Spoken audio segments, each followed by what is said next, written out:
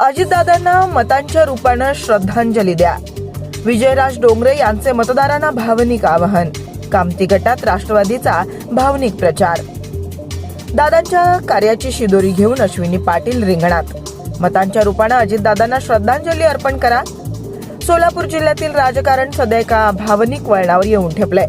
मोहोळ तालुक्यातील कामती जिल्हा परिषद गटात सध्या प्रचाराचा धुरळा उडत असताना दिवंगत उपमुख्यमंत्री अजित पवार यांना मतांच्या रूपानं श्रद्धांजली वाहण्याचं आवाहन केलं जात आहे. जिल्हा परिषद आणि पंचायत समितीच्या निवडणुकीच्या पार्श्वभूमीवर लोकशक्ती परिवाराचे नेते आणि जिल्हा परिषदेचे माजी सभापती विजयराज डोंगरे यांनी कामती गटातील मतदारांना एक भावनिक साथ घातली आहे. अजितदादांच्या पश्चात या पक्षाचे भवितव्य अबाधित ठेवण्यासाठी राष्ट्रवादी काँग्रेसचे अधिकृत उमेदवारांना मतदान करा, हीच त्यांना खरी श्रद्धांजली ठरेल, असं डोंगरे यांनी म्हटलंय.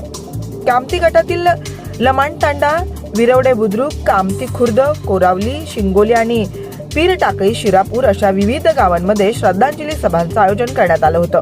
या दौऱ्यादरम्यान अजितदादांच्या प्रतिमा असलेला एक विशेष रथ संपूर्ण मतदारसंघात फिरवला जात असून या रथाच्या माध्यमातून मतदारांशी संवाद साधला जात आहे.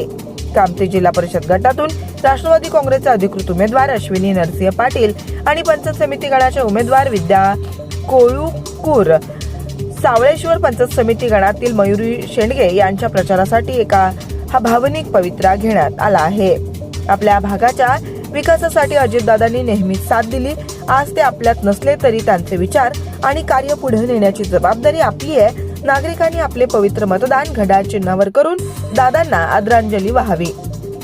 यावेळी अश्विनी पाटील, विद्या कोळकूर, नरसिंह पाटील, महेश धुमाळ, राहुल क्षीरसागर यांच्यासह मोठ्या संख्येनं ग्रामस्थ आणि राष्ट्रवादी काँग्रेसचे कार्यकर्ते उपस्थित होते. कामती गटातील या भावनिक आवाहनाचा मतदानावर काय परिणाम होतो हे पाहणं आता महत्त्वाचं ठरेल.